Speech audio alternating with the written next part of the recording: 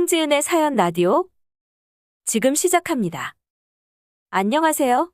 주변에서 시댁 문제 겪는 사람을 본 적이 없어서 항상 이런 곳에 올라오는 글들을 보면 지어낸 글이라고만 생각을 했는데 실제로 저희 시댁에서 이런 일이 있을 거라고는 상상도 못했습니다. 남편과 저는 결혼 2년 차입니다. 시동생은 동갑내기 동서와 결혼 4년 차이고요. 그리고 시부모님, 이렇게 해서 저희 시댁 식구들입니다. 시동생은 결혼을 좀 빨리 한 편이에요. 대학교 다닐 때부터 해서 동서와 연애를 길게 했는데 계획에 없던 아이가 동서에게 찾아오고 말았습니다. 동서는 어려서 어머니께서 집을 떠나시고 아빠랑 동생이랑 둘이 살았다고 해요. 그래서 결혼을 함에 있어서 상황이 그렇게 여유있지 않았고 시동생이 시부모님 설득해서 가능하면 형식적인 것들은 생략하고 최소한으로 하겠다고 설득하는데 동서네 집에서 동서가 무시당할까봐 있는 돈 없는 돈 다 끌어다가 시부모님의 과한 요구를 다 맞춰주셨다고 하더라고요. 지금 들어봐도 시부모님의 요구는 꼭 그렇게까지 했어야 했나 싶은 정도예요. 아마 과한 혼수와 예단을 요구하면 파토가 날 거라고 생각하셔서 그랬던 것 같아요. 어쩌면 동서는 그때 파토를 내는 게 맞았을 수도 있지만 시동생과 동서는 너무 사랑했기에 결혼을 강행했습니다. 하지만 그때부터 지옥문이 열렸죠. 신혼 때부터 시어머니는 툭하면 동서를 불러서 온갖 시집살이를 시키고 인격적으로 비난하고 툭하면 내 아들 발목 잡은 년이라고 험한 말을 하셨죠. 동서도 이혼을 아예 생각 안 한 건 아니라고 했었어요. 하지만 뱃속의 아이에게 편부모 가정이라는 잔인함을 보여주고 싶지는 않았다고 하더라고요. 별거 아닌 것처럼 들릴 수도 있지만 직접 겪어보면 알게 모르게 편부모 가정이라는 이유로 사회에서 받는 차별이 많다고 하네요. 근데 문제가 시어머니가 저도 쥐잡듯이 잡고 그랬으면 제가 동서의 고충을 일찍 알았을 텐데 시어머니는 제가 오면 정말이지 저희 남편보다 저를 더 반기세요. 뒤늦게서야 동서 상황을 알고 나니 시어머니께서 저한테 왜 그러는지 알겠더라고요. 솔직히 저희 집은 경제적으로 많이 여유가 있습니다. 저희 부모님께서는 부동산 임대업을 하시고 서울, 경기의 원룸 건물이랑 상가 건물이랑 해서 몇 채 가지고 계세요. 거기다가 저희 부모님도 하나밖에 없는 딸 시집 가면서 꿀리지 말라고 집과 혼수, 그리고 차까지 전부 다 해주셨죠. 물론 부모님이 이렇게까지 해주신 것도 남편이 워낙 저와 저희 부모님한테 잘했기 때문이기도 하고요.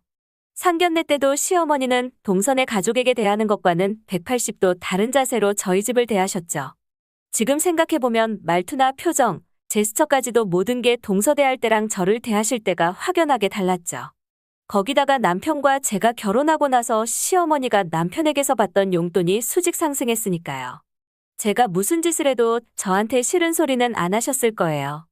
그렇게 제가 결혼하고 나서 맞이하는 첫 추석이었습니다. 친정이 먼저니 시댁이 먼저니 이런 개념이 크게 없었고 동선을 보니까 친정 갔다가 시댁 가는 게 집에 올 때 편하겠더라고요.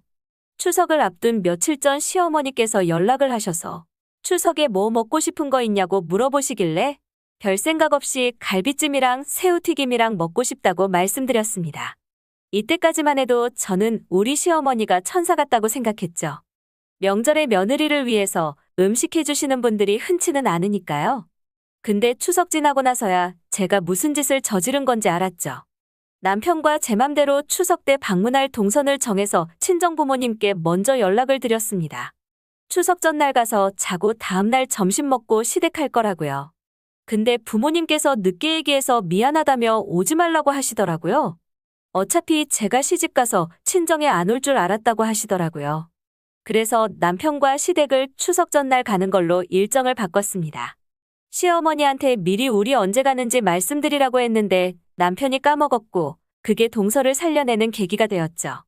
추석 전날 시댁에 가기 전 남편과 영화 보고 외식하고 마트 들려서 간식거리 잔뜩 싸서 늦은 저녁에 시댁에 도착했습니다. 그때가 아마 8시쯤이었죠. 시댁에 도착하니 시부모님은 안 계시고 동서 혼자 음식을 하고 있더라고요. 동서는 많이 당황하면서 연락도 없이 어쩐 일이냐고 묻더라고요. 친정 먼저 들렀다고 오려고 했는데 친정 부모님이 여행 가셔서 시댁으로 바로 왔다고 했는데 동서가 딱히 말을 더 이어가지는 않더라고요. 그러면서 표정이 너무 서글퍼 보여서 분명 뭔가 사연이 있겠다 싶었죠. 그리고 주방에 들어가 보고서야 제가 무슨 짓을 저질렀는지 알았습니다. 제가 먹고 싶다고 했던 갈비찜과 새우튀김은 오롯이 동서의 숙제가 되었죠.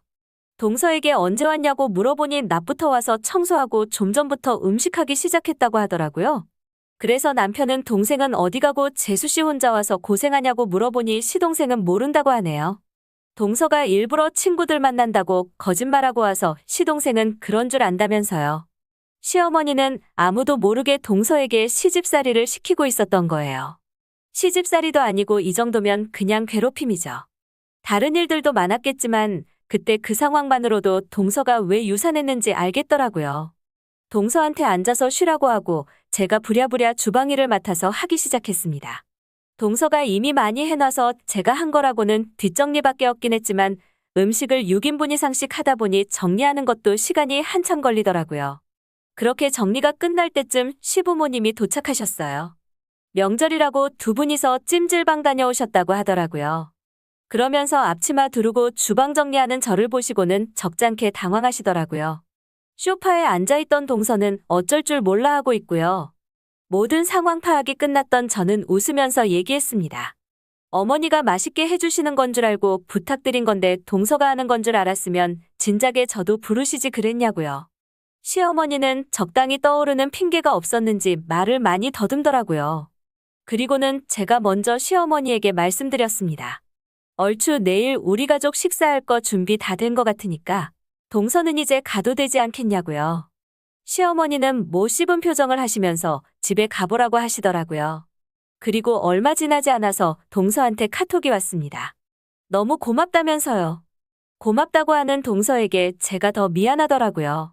그리고 추석 당일날에는 시동생도 자리했습니다. 바로 전날의 일 때문인지 그렇게 많은 대화가 오고 가지는 않았습니다. 그리고 식사 마치고 커피 한잔하면서 제가 얘기했습니다. 동서에게 부탁할 게 좀 있어서 일찍 나가볼까 한다고요.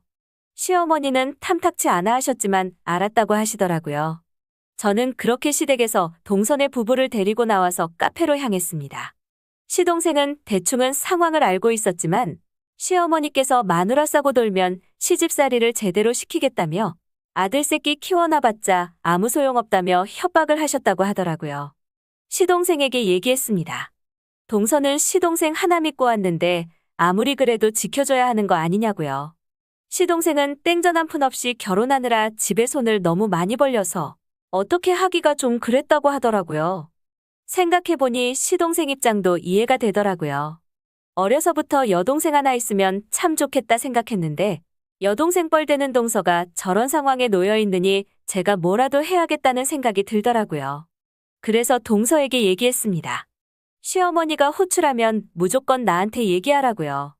근데 정말 추석 끝난 그 주말에 시어머니께서 동서를 불렀습니다. 추석 때 그렇게 어질러 놓고 청소도 안 하고 도망갔다면서요. 그래서 시댁으로 입주 청소 불러드렸습니다. 그리고 청소하시는 분들 도착할 때쯤에서 제가 시어머니에게 연락드렸죠. 제가 오늘 동서 도움이 급하게 필요해서 청소하실 분들 보내드렸다고요. 동서보다 빠르고 꼼꼼하게 청소해 주실 거라고요. 그리고 그날 동서 데리고 고급 다이너 가서 식사도 하고 이쁜 카페 데려가서 커피도 마시고 오랜만에 재밌게 놀았습니다. 저렇게 밝게 웃을 수 있는 사람이었는데 그동안 시댁에서 볼 때면 항상 우거지상이었던 게 지금 다시 생각해도 참 속상하네요. 그때 이후로 시댁에서 동서에게 무리한 요구를 할 때마다 제가 중간에서 다 돈으로 처리했습니다. 사람 하나 살리는데 그 정도 지출은 전혀 아깝지 않았습니다. 그만큼 동서도 저를 더 믿고 따라줬고요. 별거 아닌데도 날씨 추워졌다며 커피 쿠폰을 사서 보내주고 축구하는 날이라면 남편하고 먹으라고 치킨 쿠폰 보내주는데 너무 귀엽더라고요. 그렇게 시간이 지나 설이 다가왔고 역시나 시어머니는 동서를 미리 부르셨어요. 동서가 시어머니한테 전화 온 거 저한테 들려줬는데 정말 어이가 없더라고요. 저한테 고자질해서 야비하게 빠져나갈 생각하면 가만 안 둔다고 하시더라고요. 남편에게도 시어머니가 동서에게 협박하는 걸 들려줬고 남편도 자기 엄마 왜 이러는지 모르겠다고 하더라고요. 저희는 설 전에 동서네랑 미리 만나서 얘기했습니다. 제가 책임질 테니까 둘이 이번 설에는 친정 가라고요. 그렇게 설 당일 아침에 동서에게서 연락이 왔습니다. 시어머니한테서 미친 듯이 연락이 오는데 안 받고 있다고요. 그리고 친정 잘 도착했다고요. 연락받고 얼마 지나지 않아서 남편과 저도 시댁으로 향했습니다. 시어머니는 억지 미소로 저희를 반겨주시더라고요. 동서만 기다리다가 음식 준비는 제대로 못하신 것 같길래 제가 먼저 외식을 제안했습니다. 그리고 식사가 다 끝나갈 때쯤 말을 꺼냈어요. 시부모님이나 우리 부모님이나 돌아가시면 저한테 남는 가족은 시동생네밖에 없는 건데 어머님께서 자꾸 저만 이뻐하고 동서는 미워하고 대놓고 차별하시면 나중에 동서네 부부가 우리 부부 보고 싶어 하겠냐고요. 형제끼리 갈라지는 거 보고 싶으시냐고 물었습니다. 그리고 동서 불러서 살림만 시키셔도 될 만큼 제가 용돈 충분히 드리고 있지 않냐고 동서 좀 이제 놔주셨으면 좋겠다고 했습니다. 치사해 보일까봐 안 하려고 했지만 제가 직접적으로 돈 얘기까지 꺼냈으니 시어머니도 별 말씀은 못 하시겠다 싶었죠. 결국 시어머니는 마지못해 알았다고 하시더라고요. 설 이후로는 동서한테 따로 연락도 안 온다고 하고요. 동서는 저한테 너무 고맙다며 봄에 입으라고 이쁜 트렌치코트를 하나 선물해 주었어요.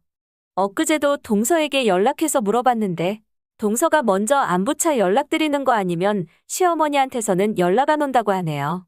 제가 돈이 많으니까 이렇게라도 한 집안 살렸는데 돈 없었으면 저까지 지금 호되게 당하고 있을 생각하니 또 한편으로는 씁쓸하기도 하네요. 홍지은의 사연 라디오. 오늘 이야기 여기까지입니다. 재미있게 들으셨다면 구독과 좋아요 부탁드립니다.